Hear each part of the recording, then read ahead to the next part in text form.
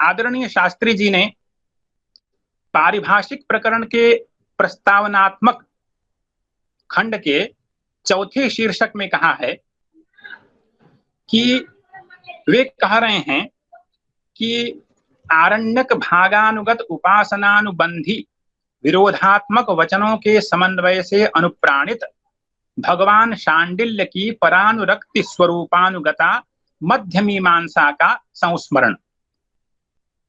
अब यह जो मध्य मीमांसा शब्द का प्रयोग किया है आदरणीय शास्त्री जी ने, तो इस पर विचार किया जाए। वे आगे कहते हैं छठे शीर्षक में इसी पारिभाषिक प्रकरण के कि मीमांसा रूप एक ही शास्त्र के जैमिनी, शांडिल्य, व्यास नामक आचार्य भेद से 3 क्रम संस्थान हैं। उसे वे कहते हैं पूर्व, मध्य, उत्तर। तो यहां पर शास्त्री जी कह रहे हैं कि जैमिनी, शांडिल्य, व्यास नामक 3 आचार्यों के भेद से क्रमशः पूर्व, मध्य, उत्तर रूपेण 3 मीमांसा ग्रंथों में एक ही मीमांसा ग्रंथ परिणत हो गया है। यहां विचार किया जाए कि मध्य मीमांसा का वाच्य शांडिल्य भक्ति सूत्र है कि नहीं, जैसा कि शास्त्री जी कह रहे हैं।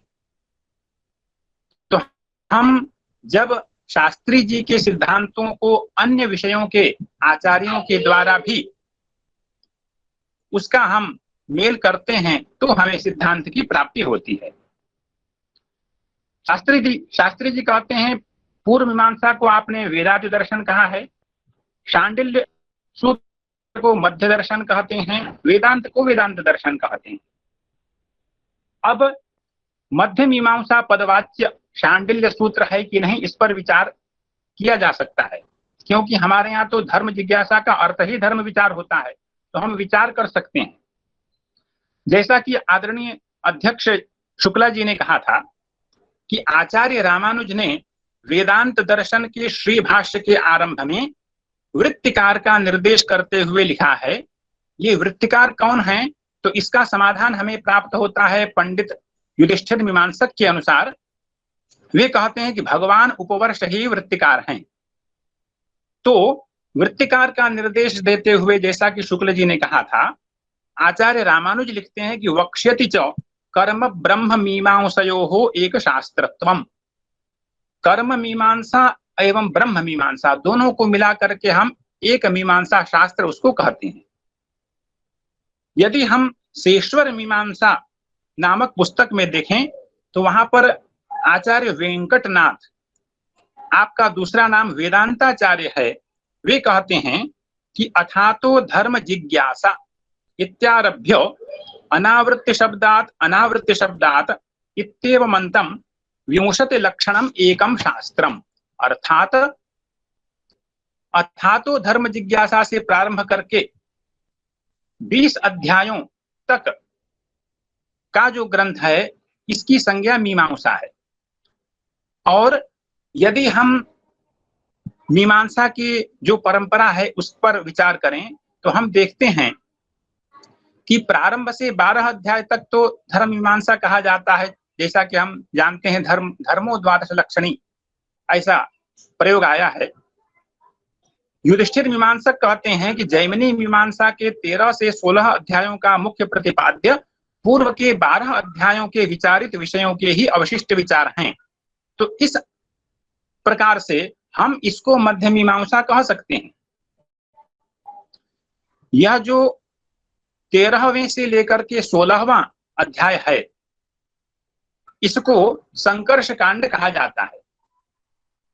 कुछ आचार्य कहते हैं कि यह पूर्व मीमांसा का ही भाग है, कुछ आचार्य कहते हैं कि यह दैवत कांड है। तो इसके जो भाष्यकार हैं देवस्वामी, उन्होंने संकर्ष कांड के प्रारंभ में कहा है कि सिद्धैरेतैः प्रसंगान्तैः श्रुति योगम प्रदर्शयन् लक्षणानि श्रुतिश्चैव संकृष्याथ जगे मुनि।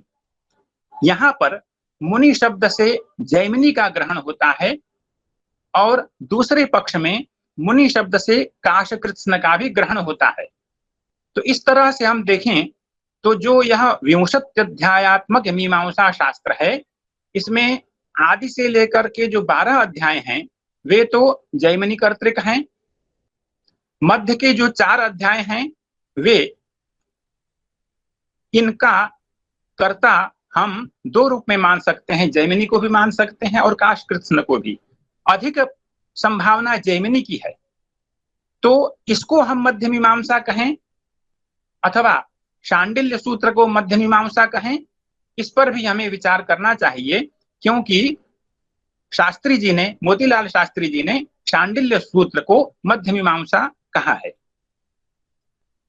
अब जो दैवत कांड का प्रश्न है, इसको दैवत कांड क्यों कहा जाता है, तो इसका समाधान करते हुए युधिष्ठिर मीमांसक कहते हैं कि प्राचीन वैदिक विचारधारा के अनुसार मंत्रों का संबंध यज्ञ कर्म, आधिदैविक जगत और अध्यात्म तीनों के साथ है।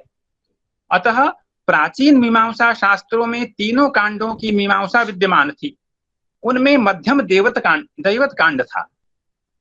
जैसा हम जानते हैं कि जैमिनी ने मीमांसा के सूत्रों का संकलन किया है, तो है शांडिल्य सूत्र उसको कहें, अथवा जो अपना पक्ष है मध्य के जो 4 अध्याय हैं उनको हम मध्य मीमांसा कहें।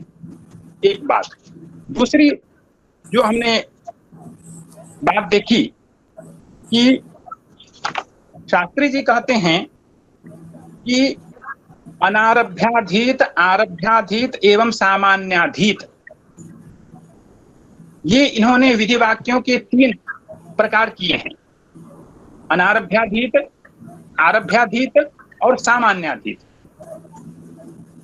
तो यदि हम मीमांसा की ओर देखें तो वहां पर 2 ही विवेचन आते हैं, एक तो है अनारभ्याधीत, दूसरा है आरभ्याधीत, और शास्त्री जी ने एक तीसरा प्रकार उपस्थापित किया है, वह है सामान्याधीत।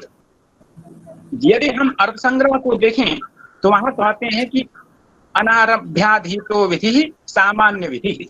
तो अर्थ संग्रहकार आरभ्याधीत और अनारभ्याधीत ये 2 ही विभाजन करते हैं, लेकिन हमें शास्त्री जी की जो शैली है उसमें विधियों के 3 विभाग दिख रहे हैं। इस पर भी हमें विचार करना चाहिए। यह जो सामान्याधीत विधि का इन्होंने एक विवरण प्रस्तुत किया है, इस पर हम कैसे विचार कर सकते हैं मीमांसा की दृष्टि से, क्योंकि आरभ्याधीत विधि उसको कहते हैं जो कि किसी प्रकरण को प्रारंभ करके उस प्रकरण के मध्य में जो भी विधि भाग पढ़ा गया है उसको हम कहते हैं आरभ्याधीत। अनारभ्याधीत क्या है? जैसे वाक्य आता है यस्य पर्णमयी जुहु भवति न स पापम श्लोकम शृणोति, यह है अनारभ्याधीत विधि, क्योंकि किसी प्रकरण को प्रारंभ करके यह वाक्य नहीं पढ़ा गया, यह वाक्य दर्श पूर्णमास के प्रकरण में नहीं पढ़ा गया है। तो प्रश्न होता है कि जो दर्श पूर्णमास में जुहू का निर्माण होता है वह किस काष्ठ से हो, तो उसके लिए यह वाक्य आता है, और इस वाक्य को कहा गया है आरभ्याधीत अनारभ्याधीत विधि। किसी प्रकरण को प्रारंभ करके यह विधि नहीं पढ़ी गई है, इसलिए इसको अनारभ्याधीत कहते हैं। तो जो शास्त्री जी ने तीसरा एक विश्लेषण प्रस्तुत किया है सामान्याधीत, अर्थ संग्रहकार कह रहे हैं अनारभ्याधीत विधि सामान्य विधि, लेकिन शास्त्री जी का जो पक्ष है वह एक विशिष्ट पक्ष है, तो हमको इस पर भी मीमांसा की दृष्टि से विचार करना पड़ेगा। और आप यहाँ कहते हैं कि प्रस्थान त्रयी है, हमारे जो शंकराचार्य हैं वह भी प्रस्थान त्रयी को मानते हैं, रामानुजाचार्य भी मानते हैं, लेकिन वल्लभाचार्य प्रस्थान चतुष्टय को मानते हैं। वे कहते हैं वेदा श्री कृष्ण वाक्यानि व्यास सूत्राणि चैवहि समाधि भाषा व्यासस्य प्रमाणम तच्चतुष्टयम्। शास्त्री जी ने, आदरणीय मोतीलाल शास्त्री जी ने कहा है, शंकराचार्य, रामानुजाचार्य, वल्लभाचार्य, अन्य आचार्यों का भी उन्होंने नाम दिया है, और उनके द्वारा प्रस्थान त्रयी का आश्रय ग्रहण प्रयास हमें एक वैशिष्ट्य दिखाई देता है पुष्टि मार्ग में। अर्थात पुष्टि मार्ग वल्लभाचार्य जी का जो शुद्धाद्वैत मार्ग है वे समाधि भाषा व्यासस्य, समाधि भाषा व्यासस्य अर्थात श्रीमद् भागवत, तो वह वेद को प्रमाण मानते हैं, उपनिषद को प्रमाण मानते हैं, व्यास सूत्र को प्रमाण मानते हैं एवं श्रीमद् भागवत को प्रमाण मानते हैं। जबकि शास्त्री जी ने यहाँ पर वल्लभाचार्य जी को भी प्रस्थान त्रयी का आश्रय करते हुए दिखाया है। तो हमें इस पर भी एक दृष्टि रखनी चाहिए।